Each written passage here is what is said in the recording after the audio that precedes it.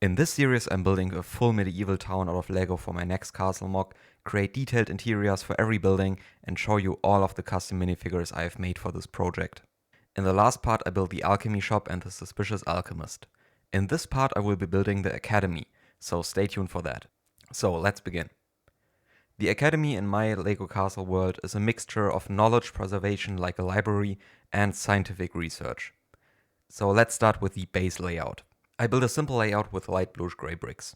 As I wanted the entire academy to have a dark wood flooring, I put down a ton of tiles in the next step. Now, as you can see, I left out a lot of spaces, and this will be important when it comes to the interior of the academy later on, but first we need to build the master of the academy. The master of the academy is an old man who himself studied at the academy many decades ago. He is now responsible for teaching new students and keeping record of the advancements of science. I used the warlock minifigure for the master as the color scheme and prints match very well with his profession. I also used the, in my opinion, better hood piece for this minifigure, as I think it looks better and gives the minifigure just a bit more character.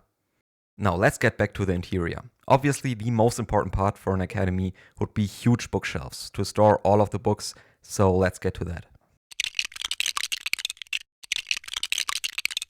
Now I'm quite happy with the final design. It has a really ornate look and the different colors and sizes of books make it visually interesting.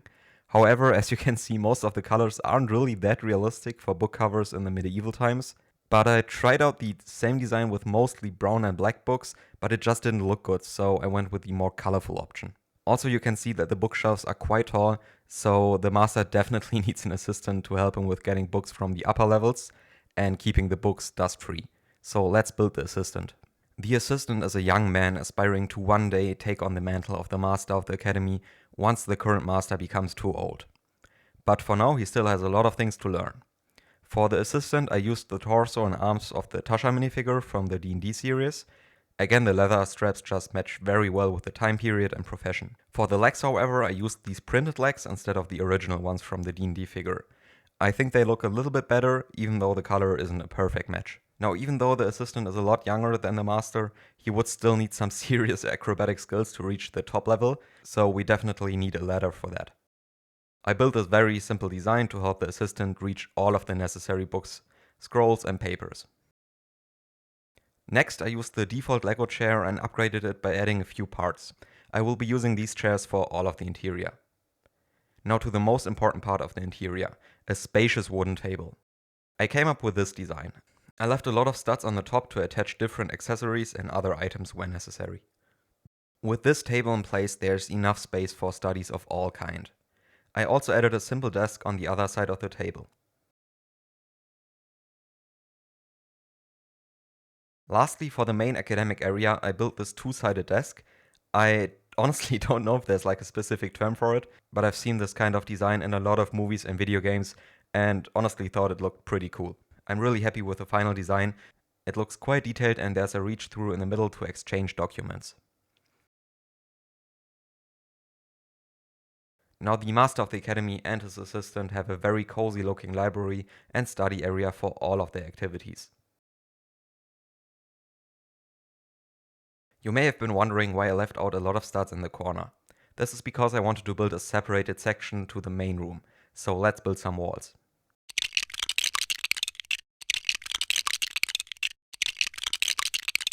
In this room I wanted to build a doctor's research area, where he can experiment on dead bodies and research diseases and illnesses. The doctor is probably one of my favorite figs I've created.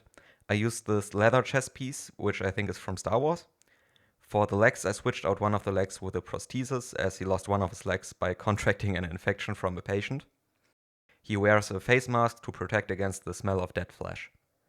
Also I gave him a syringe and a scalpel for conducting all of his research. For his doctor's office I built a small shelf with some experimental potions and medicine for him to test on subjects. Obviously he needs some kind of operating table, so I built this chair on which he can put his patients and do his research. As you can see, he is currently cutting off pieces of a dead patient to examine the cause of death. Now that the interior is finished, let's start with the exterior. I first of all built a large wooden door.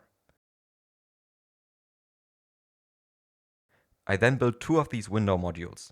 I think they look pretty nice and result in a very interesting round window shape, which fits pretty well in a medieval setting. However, I was missing a translucent round piece for the outer part of the window, so I will probably replace these parts in the future. But let's finish the rest of the wall first.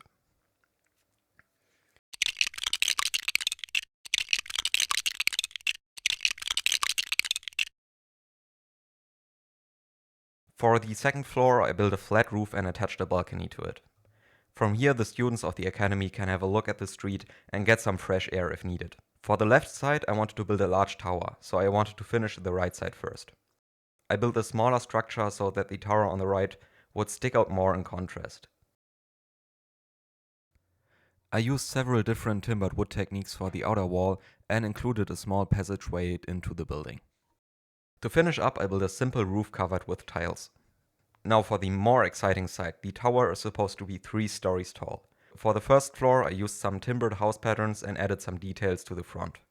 Especially the pillar in the middle, which is offset by half a stud, was actually quite difficult to include in the whole design. Now for the second floor, I used the same decorative pieces I also used for the bookshelves. They break up the otherwise kind of monotonous front and are very similar to real timbered houses I had a look at. So let's put these 2 floors together. For the last floor, I wanted a visually distinctive facade, so I covered the top floor with wood panels. This is actually a look that I saw in a lot of real houses while looking for information, and I think it turned out quite nice. For the roof, I used the same techniques as for the other roofs, but I attached a wooden beam in the middle with a kind of Viking-like look. So let's put all of the parts together for the finished building. I'm really happy with the completed look. In my opinion, this is the best singular building I've ever made. It kind of turned out a little too big in the end. My original plan for the city was to be in front of the castle, but as the buildings have gotten so large, I might have to scale up the castle quite a lot as well. Now, in the next part, I will actually be building 2 of the next buildings, so if you don't want to miss this, then please subscribe. Thank you so much for watching.